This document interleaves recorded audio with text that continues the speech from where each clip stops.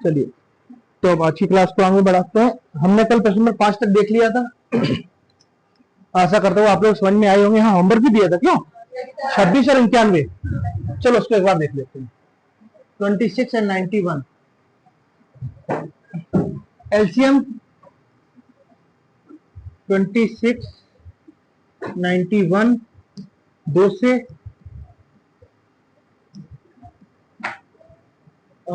अब ये जाएगा सीधा 7 से।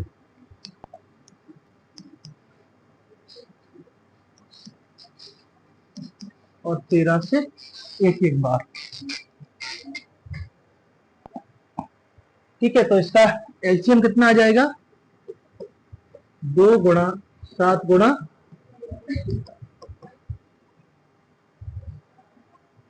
182 है क्या? ठीक है।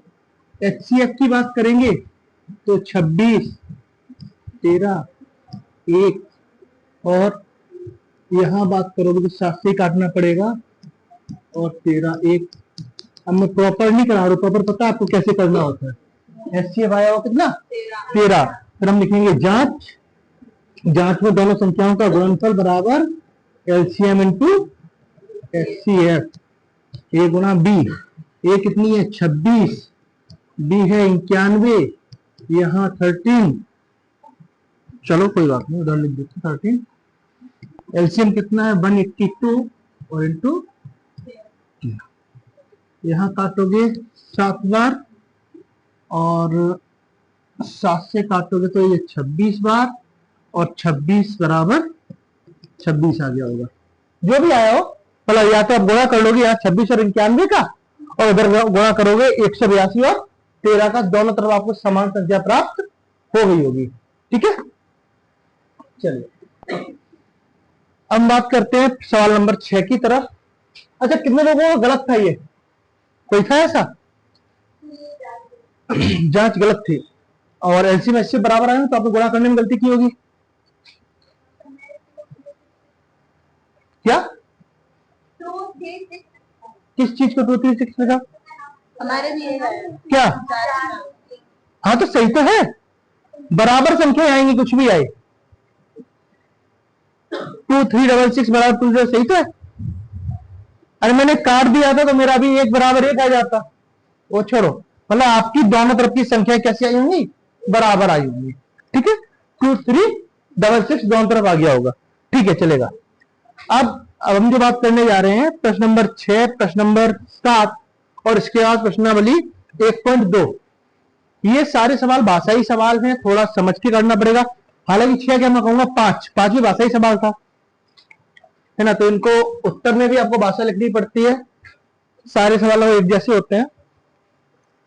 सबसे पहले हम बात करेंगे, व्याख्या कीजिए 7 गुणा 11 गुणा 13 प्लस 13 और 7 गुणा 6 गुणा 5 4 3 2 1 प्लस 5 ये भाज्य संख्याएं हैं। अगर हैं तो क्यों, नहीं है तो क्यों।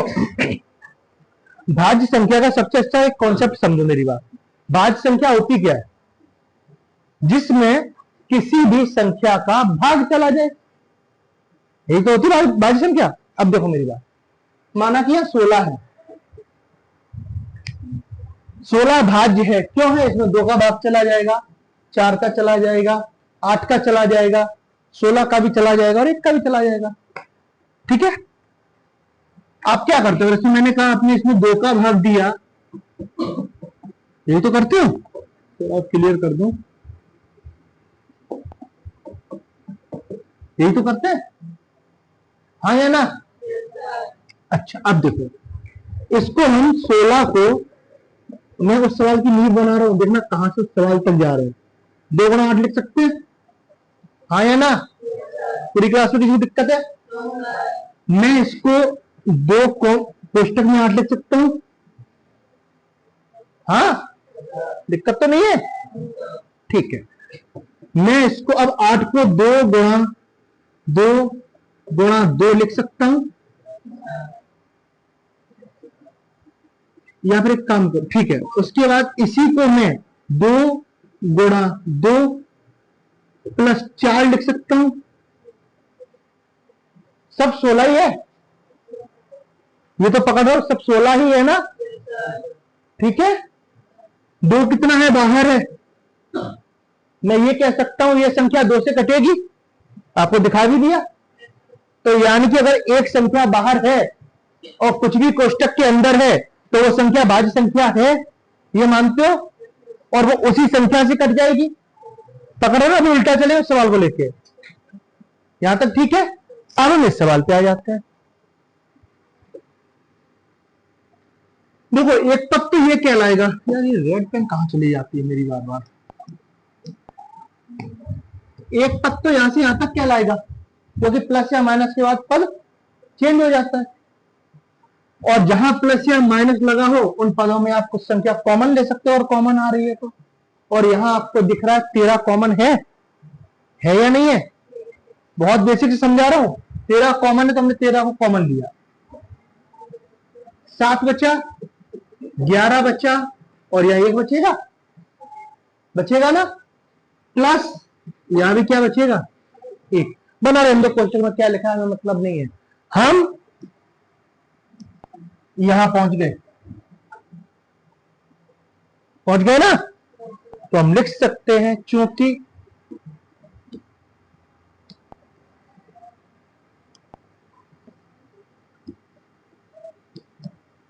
अरे भाई क्या कर रहा हूं मैं,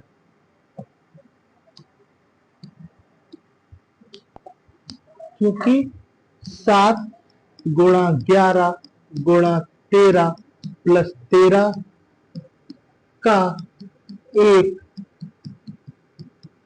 गुणनखंड कितना है, 13 है। अतः यह संख्या 13 से विभाजित हो जाएगी, इसलिए यह एक भाज्य संख्या है। आपका 2 नंबर का सवाल हो गया, समझ में आया। दूसरा करते हैं, क्या है, 7 6 5 4 3 2 1 प्लस 5। ये पद एक पूरा है, ये पद अलग है, दोनों में 5 कॉमन दिख रहा है, हमने 5 को कॉमन लिया। 7 अपनी जगह, 6 5 ये क्या हो जाएगा, 1 4 3 2 1 प्लस 1।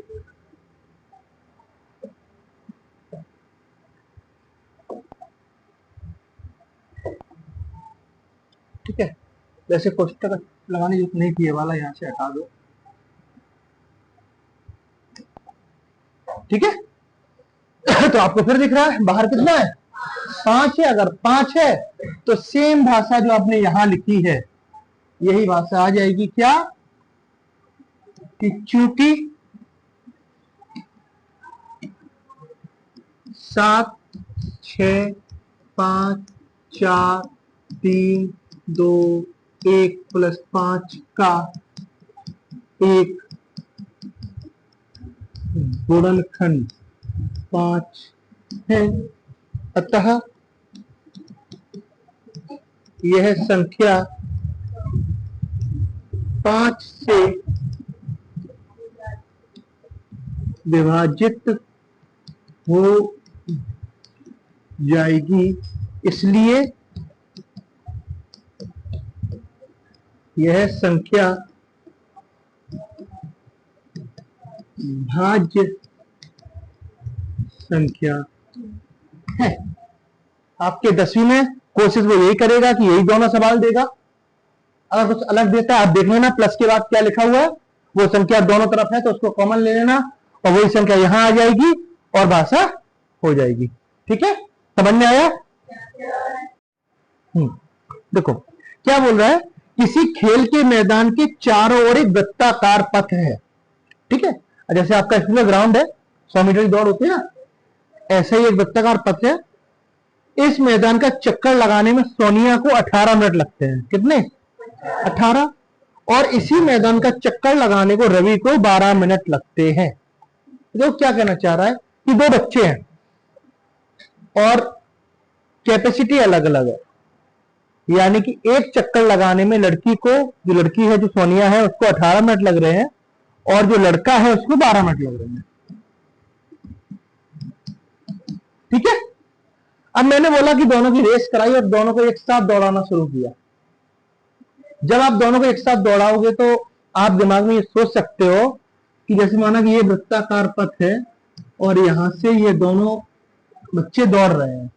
अगर ये लड़का है और ये लड़की है तो ये 12 मिनट में दौड़ के यहां आ जाएगा, नहीं आ जाएगा।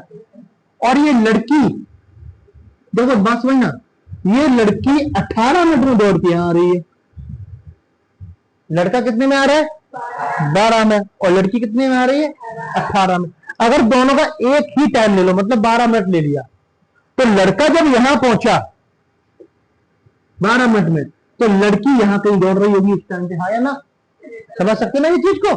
लड़का यहां पहुंच गया, लड़की कहां दौड़ रही होगी? यहां। जब लड़की यहां आएगी 18 मिनट में, गर्ल यहां आ जाएगी, तो लड़का दौड़ के इसी का लगातार चक्कर लगा रहा, तो कहीं आगे निकल जाएगा? अब ये लगातार चक्कर लगा रहे हैं, बराबर चक्कर लगाए जा रहे हैं। एक टाइम ऐसा आएगा जब ये दोनों किसी जगह एक साथ मिलेंगे, एक साथ जरूर होंगे। एक टाइम ऐसा आएगा और उसी टाइम को आपको ज्ञात करना है, और वो टाइम हम ज्ञात करते हैं एलसीएम से। किससे? एलसीएम से। ऐसा कोई भी सवाल आ जाए कि लड़के दौड़ रहे हैं, घंटियां बज रही हैं, याद कर लेना, कुछ मंदिर की घंटियां बज रही है ना, या फिर किसी को कहीं पहुंचना है या दौड़ हो रही है, जितने भी आपको अंक दिए हो सबको इकट्ठा करके एलसीएम निकाल दो। ये शॉर्ट ट्रिक है और समझा मैंने ये दिया, ठीक है। अब सवाल पे आते हैं। क्या बोल रहे हैं कि सोनिया को 18 मिनट लग रहे हैं और रवि को कितने लग रहे हैं? 12 मिनट। दोनों एक ही स्थान पर एक ही समय पर चलना प्रारंभ करते हैं, तो बताओ कितने समय बाद वे पुनः प्रारंभिक स्थान पर मिलेंगे? तो 12 हल जब करेंगे तो समय होगा, मिलने का समय बराबर होगा 12,18 का एलसीएम। निकाल देंगे। 12 इधर, 18, 2 से काटेंगे 6 और 9, फिर 2 से काटेंगे 3 और 9, 3 से काटेंगे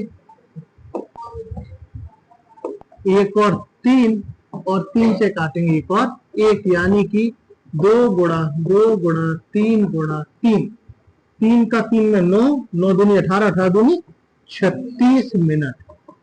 यानी कि जब भी वो दौड़ने की बात शुरू करेंगे तो 36 मिनट बाद वो पुनः अपने उसी स्थान पर आ जाएंगे।